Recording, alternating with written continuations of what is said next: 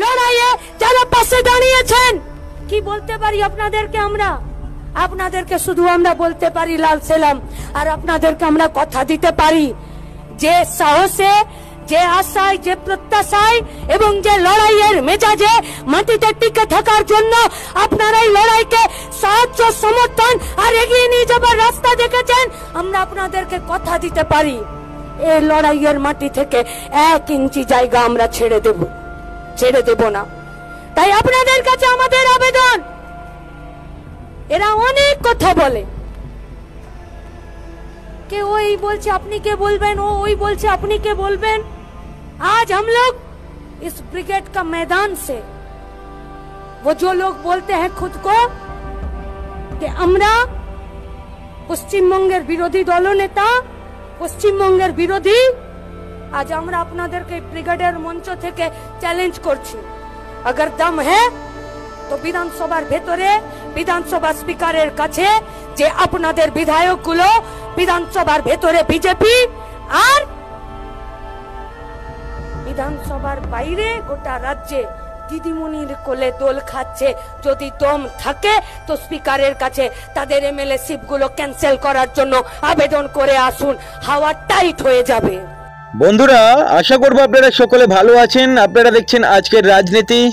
আমি সুখেন ঘোষ। আপনাদের কাছে একটাই অনুরোধ, চ্যানেলটি সাবস্ক্রাইব করবেন, আমাদের পাশে থাকবেন। বন্ধুরা, বামেরা যতটা এক্সপেক্ট করেছিল তার দিয়ে অনেক বেশি বামেরা পেয়ে গিয়েছে। মীনাক্ষী মুখার্জি যেভাবে নেতৃত্ব দিয়েছেন ডিওয়াইএফআই কে, সাধারণ মানুষ কিন্তু মীনাক্ষী মুখার্জিকে আগামী দিনের মুখ্যমন্ত্রী হিসেবে দেখতে চাইছেন।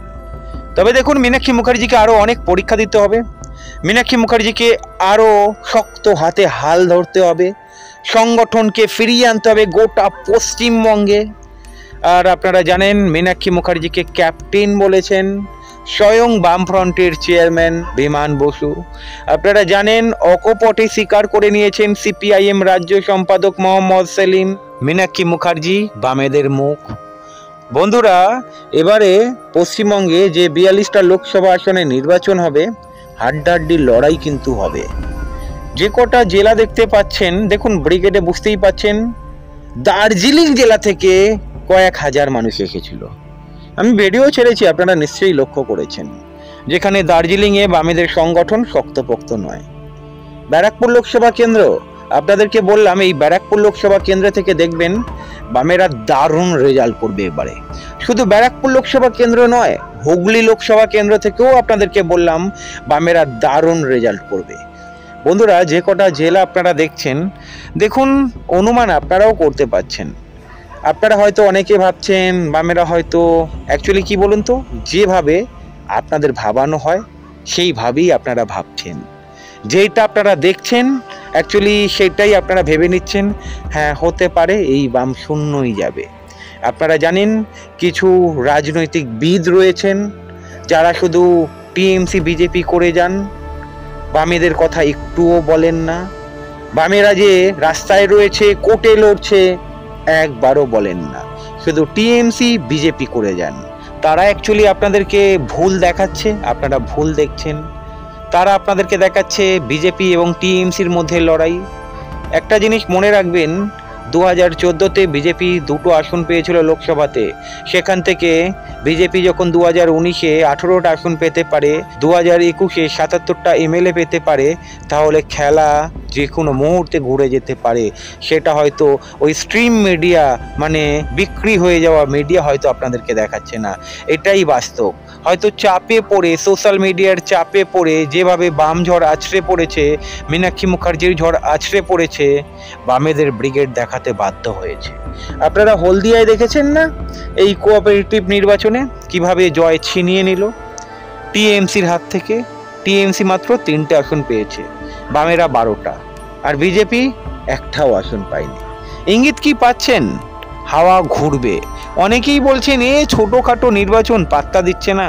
দেখুন ছোটোখাটো নির্বাচন এই মানুষরাই কিন্তু লোকসভা নির্বাচনে ভোট দেবে, মনে রাখবেন। বীরভূম থেকে দেখে নেবেন বামেরা এবারে ভালো রেজাল্ট করবে।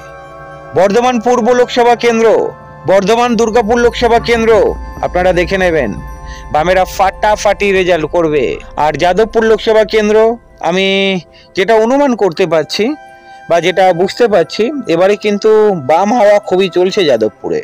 সুতরাং যাদবপুর লোকসভা কেন্দ্রটা কিন্তু এবারে বামেদের দখলে আসতে পারে। যাই হোক, আগামী দিনে ভিডিও বানাচ্ছি আমি কোন দল কটা লোকসভা আসন পেতে পারে। এই মাসের সমীক্ষা আগামীকাল বা পরশুর মধ্যেই চলে আসবে।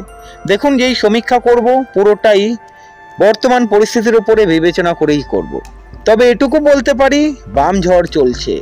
যখন বাম ঝড় চলছে তার মানে বুঝে নিন টিএমসি এবং বিজেপির কেড়ে কেড়ে হচ্ছে। তো এবার লোকসভা নির্বাচনে যে যাই বলুক না কেন, ভোট পার্সেন্টেজ বামেরা বহুগুণ বাড়িয়ে নিতে চলেছে। ভালো থাকবেন।